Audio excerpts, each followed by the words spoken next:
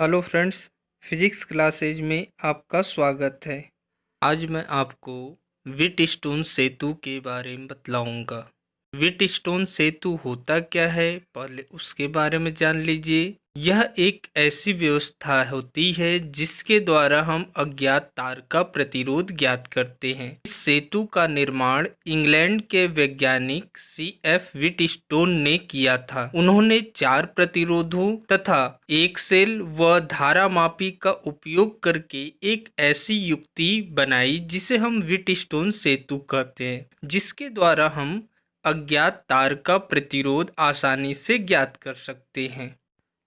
Next heading है Wheatstone सेतु का सिद्धांत। व्हीटस्टोन सेतु में 4 प्रतिरोध होते हैं जो किसी समांतर चतुर्भुज की 4 भुजाओं से जुड़े होते हैं। इनके एक विकर्ण के बीच सेल तथा दूसरे विकर्ण के बीच धारामापी जोड़ दिया जाता है। चारों प्रतिरोधों के मान को इस प्रकार व्यवस्थित किया जाता है कि धारामापी में कोई विक्षेप प्राप्त न हो। ऐसी स्थिति को हम संतुलन की अवस्था कहते हैं। संतुलन की अवस्था में किन्हीं 2 संलग्न भुजाओं के प्रतिरोधों का अनुपात शेष 2 संलग्न भुजाओं के प्रतिरोधों के अनुपात के बराबर होता है। यदि हम 4 प्रतिरोध PQRS मान लें तो P/Q बराबर R/S होता है। हेडिंग है रचना। जैसा कि चित्र में दिखाया गया है, कोई 4 प्रतिरोध PQRS है जिसे हम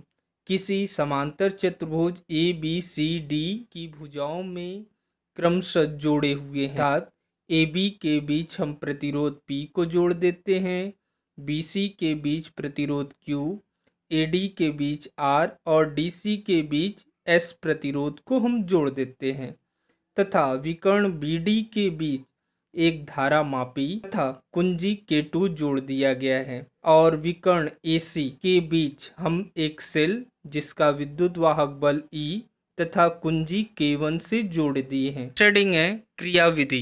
4 प्रतिरोध PQRS समांतर चतुर्भुज ABCD की 4 भुजाओं के रूप में जुड़े हैं, जैसा कि चित्र में दिखाया गया है। बिंदु B व D के बीच एक सुग्राही धारामापी तथा बिंदु A व C के बीच वैद्युत सेल लगा है। 2 कुंजियां K1 व K2 हैं।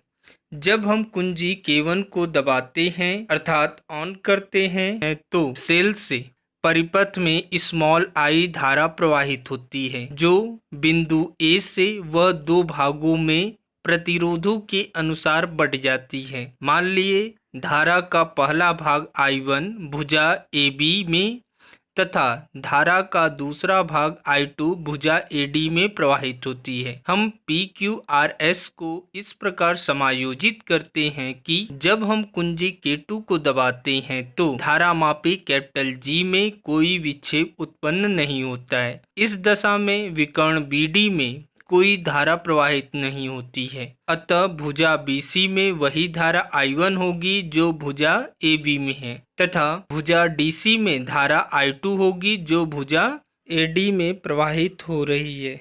अब कुंजी K2 को दबाने पर भुजा AD में कोई धारा प्रवाहित नहीं होती है, अतः बंद पास ABDA के लिए किरचॉफ के दूसरे नियम से। किरचॉफ का दूसरा नियम क्या होता है उसे जान लीजिए।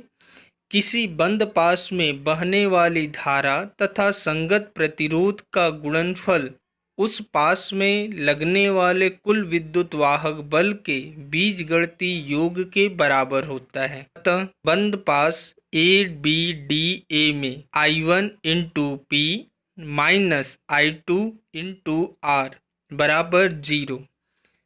यहाँ पे हम क्लॉकवाइज चलते हैं क्योंकि धारा I2 हमारे चलने के विपरीत दिशा में है, अतः यह माइनस होगा तथा इस पास में कोई विद्युत वाहक बल नहीं जुड़ा हुआ है, अर्थात जो राइट साइड का मान होगा वह 0 होगा। सॉल्व कर लेते हैं तो हमारा मिल जाता है I1 P बराबर I2 R।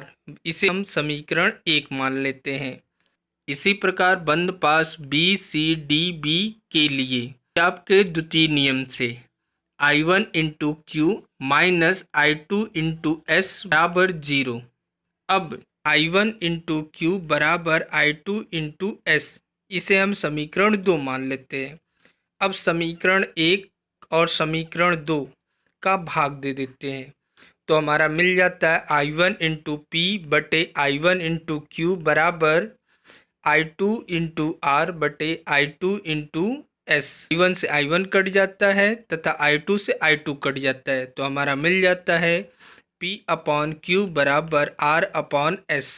उपरोक्त सूत्र से यह स्पष्ट होता है कि यदि प्रतिरोध P व Q का अनुपात तथा प्रतिरोध R का जो मान है वो हमें ज्ञात हो, तो अज्ञात प्रतिरोध S का मान हम आसानी से ज्ञात कर सकते हैं।